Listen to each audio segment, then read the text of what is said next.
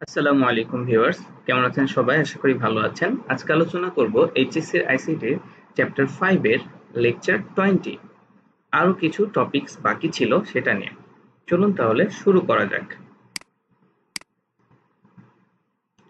আজকে যে বিষয়গুলো নিয়ে আলোচনা করব সেটা হচ্ছে অ্যারে ভেরিয়েবলের মান নির্ধারণ, তারপরে দ্বিমাত্রিক অ্যারে, বহুমাত্রিক অ্যারে যেটাকে আমরা ইংলিশে বলছি টু ডাইমেনশনাল অ্যারে, আর একটা হচ্ছে মাল্টি ডাইমেনশনাল অ্যারে। এখানে দেখুন একটা অ্যারে দেখানো আছে টেবিলের মতো করে, যেটা হচ্ছে এখানে হচ্ছে row 0, row 1, row 2, column 0, column 1, column 2। এটা একটা টু ডাইমেনশনাল অ্যারে। এই ধরনের অ্যারে নিয়ে আমরা কাজ করব। এই চ্যাপ্টারটা খুবই গুরুত্বপূর্ণ। যদি আপনি অ্যারে খুব ভালোভাবে পারেন তাহলে আপনি প্রোগ্রামিং এর অনেক কিছু শিখে যাবেন। অ্যারে, লুপ আর ফাংশন, এই জিনিসগুলো যারা হ্যান্ডেল করতে পারে তারা প্রোগ্রামিং এ ভালো করে। আসুন অ্যারের ভেরিয়েবলের মান নির্ধারণ সম্পর্কে জানি। প্রোগ্রাম নির্বাহের সময় স্ক্যানএফ ফাংশন ব্যবহার করে অ্যারে ভেরিয়েবলের ডেটা টাইপ অনুযায়ী প্রতিটি অ্যারে উপাদানের জন্য আলাদাভাবে মান পাঠানো হয়। প্রতিটি উপাদানের মান দেওয়ার পর তা কার্যকরী করার জন্য এন্টার চাপতে হয় কিংবা ন্যূনতম একবার স্পেস বার চাপতে হয়। এরূপ মান নির্ধারণের ফরম্যাট হলো ডেটা টাইপ অ্যারে ডিক্লেয়ার করা হয়েছে, এরপরে এই যে স্ক্যানএফ দিয়ে আপনার হচ্ছে অ্যারেটা ইনপুট আপনি নিতে পারবেন। প্রত্যেকটা অ্যারের ঘরের জন্য আলাদা আলাদা ভাবে আপনাকে স্ক্যানএফ লিখে লিখে ইনপুট নিতে হবে n-1 সংখ্যক ঘরের জন্য।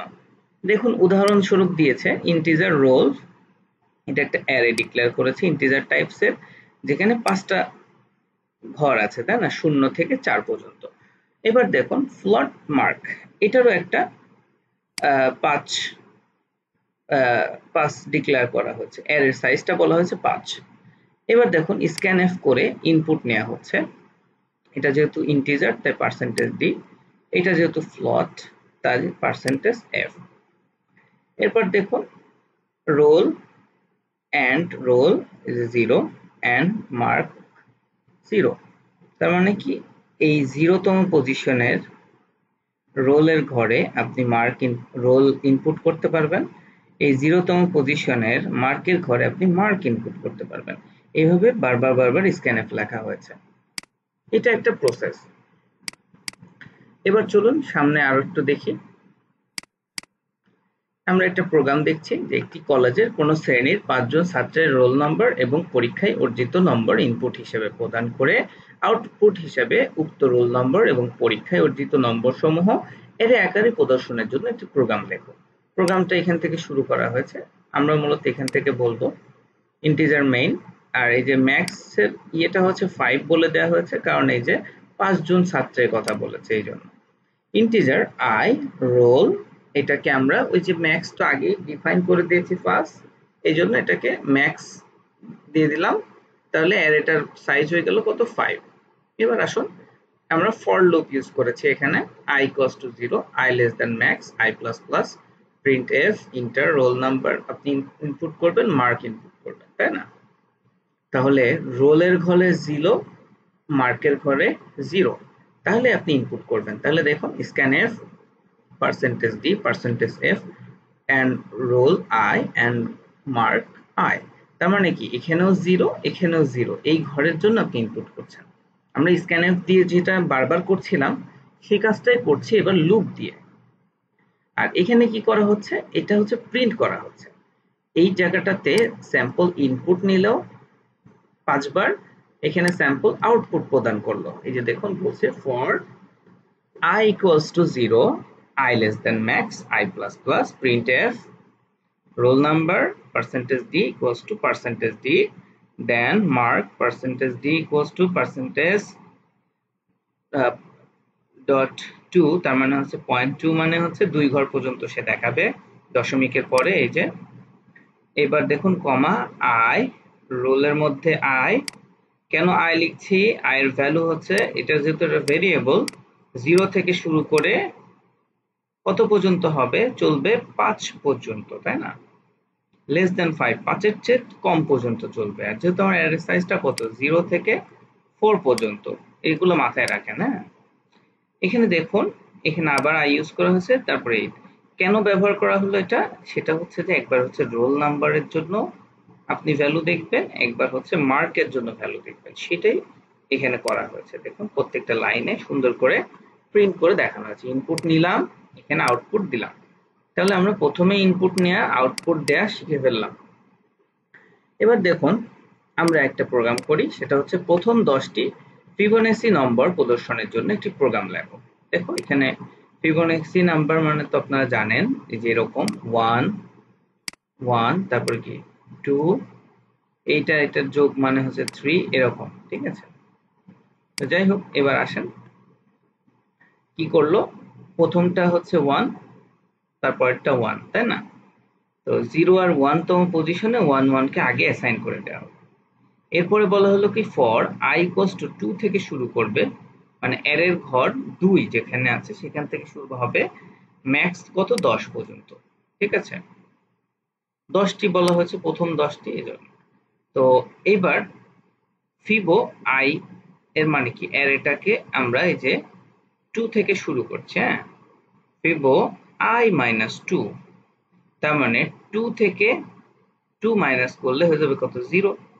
তাহলে অ্যারে 0 তম পজিশনের কাজ করলো, কি আছে 1 আছে, এখানে 1 বসে দেন, প্লাস ফিবো I মাইনাস 1, তার মানে কি এই একতম ঘরে কি আছে, যদি আমি I এর ভ্যালু 2 বলি, 2 থেকে 1 বাদ দিলে কত হবে 1, এই 1 তম ঘরে কি আছে 1 আছে, তাহলে এই 1 আর এই 1 ইকুয়ালস টু কত 2। তাহলে প্রথম 1 আর 1, এরপরে কত 2, এইভাবে আপনার দেখাচ্ছে। দেখুন 1 1 2 3, এর মানে কি আগেরটার সাথে সবসময় যোগ করতে হয়। দেখেন এই 1 আর 1 এ যোগ করে কত 2, এই 2 আর 1 এ যোগ করে কত 3, এই 3 আর 2 তে যোগ করে কত 5, 5 আর 3 তে যোগ করলে কত 8, 8 আর 5 যোগ করলে কত 13, 13 এর সাথে 8 যোগ করলে কত 21, 21 এর সাথে 13 যোগ করলে 34, এইভাবে দেখালো। হ্যাঁ, ঠিক এই কাজটা এখানে করা হলো। এবার এটাকে প্রিন্ট করে দেখাতে হবে, তো এই লাইনটাতে সে প্রিন্ট করে দেখানো হলো। চলুন আমরা সামনে আবার আগাই। তাহলে এইটা হচ্ছে আপনারা বাসায় প্র্যাকটিস করবেন, আমি তারপরে বলে দিচ্ছি। দেখুন অ্যারে উপাদানে 2 থেকে 20 পর্যন্ত সংখ্যাসমূহের মধ্যে কেবলমাত্র জোড় সংখ্যাসমূহ প্রদর্শন করতে হবে।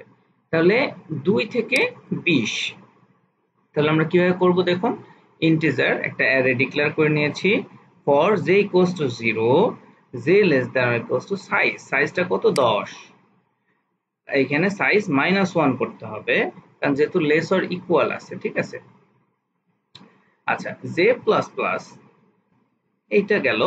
এবার দেখো সাইজটা যদি আমি 0 থেকে চিন্তা করি, তাহলে 0 তে কত হবে 2 প্লাস 2 ইন্টু j, j মানে কত 0, তাহলে এই 2 এর সাথে 0 যোগ গুণ করলে 0, 0 প্লাস 2 দ্যাট মিন্স 2, মানে জোড় সংখ্যার আপনার হচ্ছে যোগ করতে হবে।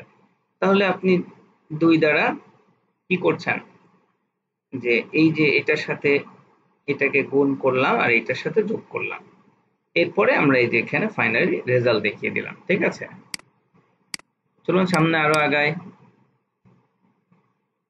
আচ্ছা আরো একটি অ্যারের কাজ দেখি।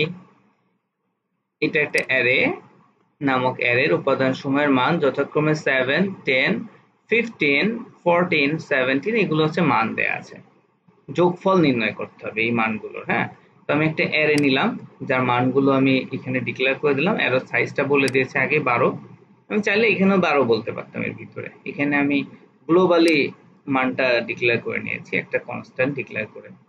আচ্ছা integer I total equals to 0, এবার এখন একটা ফর লুপ চালাবো, for I equals to 0, I less than or equals to size -1,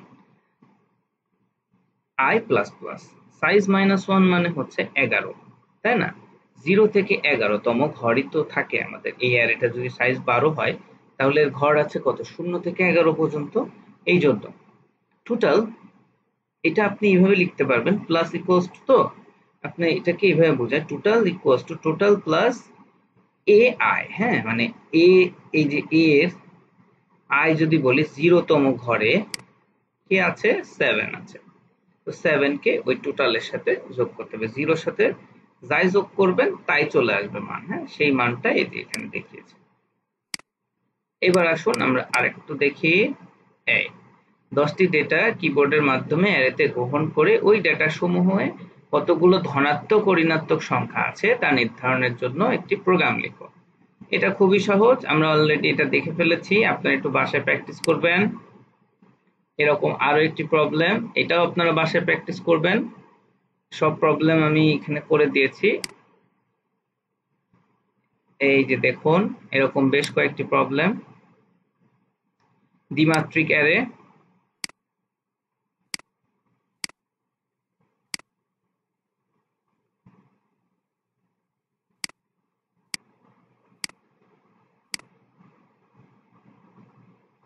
আচ্ছা এখানে একটা জিনিস আমি একটু দেখাতে ভুলে গেছি হয়তো, অ্যারে রিভার্স করার ব্যাপারটা দেখুন।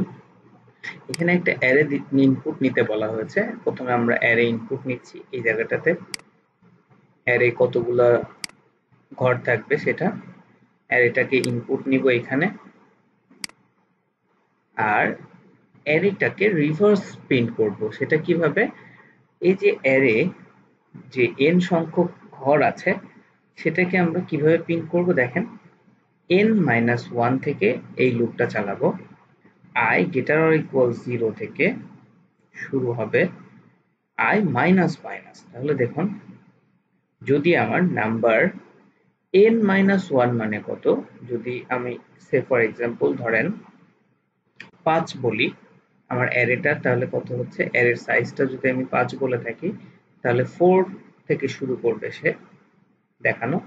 তো এই 4তম ঘরে যে থাকবে, একেবারে লাস্টে যে থাকবে তাকে সে প্রথমে দেখাবে, এরপরে সে আবারও ডিক্রিমেন্ট হয়ে যাবে, তারপরে কি হবে, 4 এর পরে আছে কি 3, এখানে ধরেন অ্যারে সাইজটা দেখা যাচ্ছে কত, 2 4 6 8, তাই না, অ্যারে সাইজটা এখানে কত দেখাচ্ছে, 2 4 6 7 এরকম দেখাচ্ছে অ্যারে সাইজটা।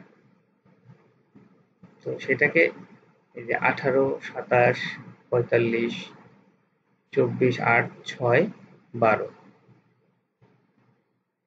স্যাম্পল ইনপুট, হ্যাঁ, মানে 7 হচ্ছে পর্যন্ত সে ইনপুট দিতে পারবে। অ্যারের সাইজটা হচ্ছে 7 বলে দিয়েছে, তার মানে কি 0 থেকে 6 পর্যন্ত অ্যারের ঘর থাকবে, এইটা এখানে দেখানো হয়েছে। তো এই যে দেখুন সে ইনপুট করেছে কত, 12, প্রথমে সে ইনপুট করেছে 12, সো এই 12টা লাস্টে ইনপুট করেছে কত, 18, এইটা দেখুন ফার্স্টে দেখাচ্ছে। তো অ্যারে রিভার্স করাটা আমরা এখান থেকে শিখে ফেললাম। এবার আসুন দ্বিমাত্রিক অ্যারে বা 2 ডাইমেনশনাল অ্যারে সম্পর্কে জানি। দেখুন ডাটা টাইপটা এখানে বলে দিতে হয়, তারপর অ্যারে নেম, ওইটার মতো এখানে কি হবে, রো সাইজ এবং কলাম সাইজটা বলে দিবে। দেখুন ইন্টিজার মার্ক, রো কত, 2টা, কলাম কত, 3টা। এই হচ্ছে 2 ডাইমেনশনাল অ্যারে। এতদিন আমরা সিঙ্গেল ডাইমেনশনাল অ্যারে নিয়ে কথা বললাম। এই যে দেখুন যদি আমরা মার্ক বসাতে চাই, ধরুন 0 0, অ্যারের 0 0 ঘর কোনটা, এইটা, রো 0 কলামও 0, অ্যারের রো 0 কিন্তু কলাম 1, এখানে কি হবে, এটা হচ্ছে রো 0 কলাম হবে 2, ঠিক আছে, এইভাবে আমরা কাজ করব।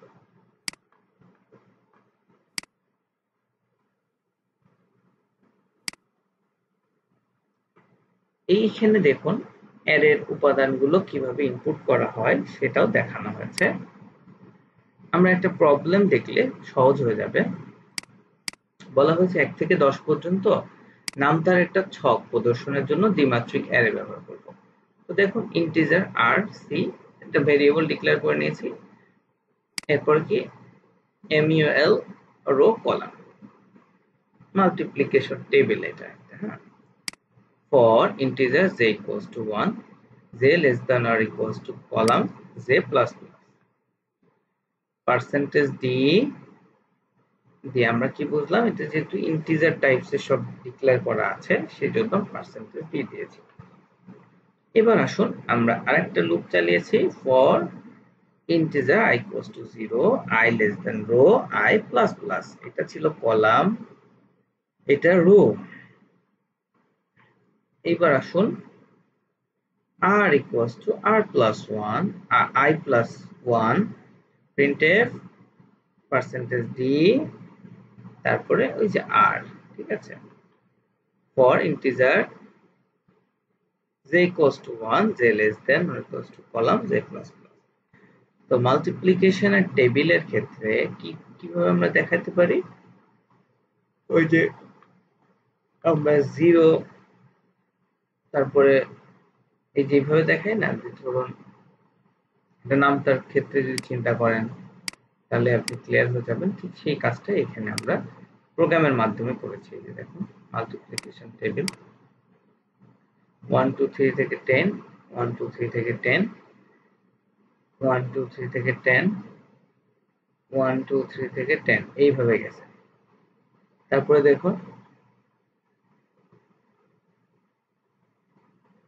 এখানে দেখুন 4 6 8 10 12 এইভাবে আছে। এখানে 3 এর মাল্টিপ্লিকেশন টেবিল, এখানে 4 এর 5 এর, এইভাবে এই টেবিলটা কিসের মাধ্যমে জেনারেট করা হলো, ঠিক এই প্রোগ্রামটার মাধ্যমে, আগের যে প্রোগ্রামটা আপনারা দেখলেন ঠিক ওই প্রোগ্রামটার মাধ্যমে, এইটার মাধ্যমে একটা মাল্টিপ্লিকেশন টেবিল জেনারেট করা হলো এরকম। আপনারা এটা এখান থেকে একটু দেখে নিতে পারেন কিভাবে করা হয়েছে, ঠিক আছে।